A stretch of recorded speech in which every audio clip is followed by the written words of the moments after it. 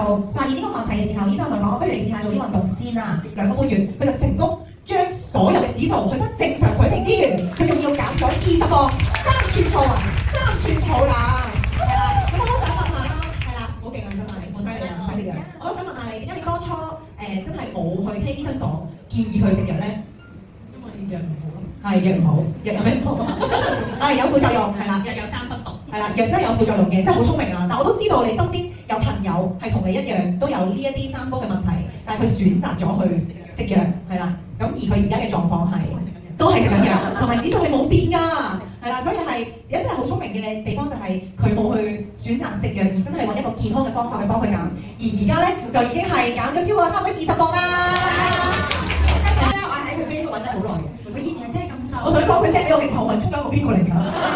如果你身邊真係有朋友，或者係有屋企人真係有啲三高嘅問題而未去食藥嘅話，可以叫佢哋真係試下去用一個健康嘅方法去幫自己去減咗先，係啦，先再去決定食唔食藥咯，係啦。呢個就係我健康嘅品俾你啊！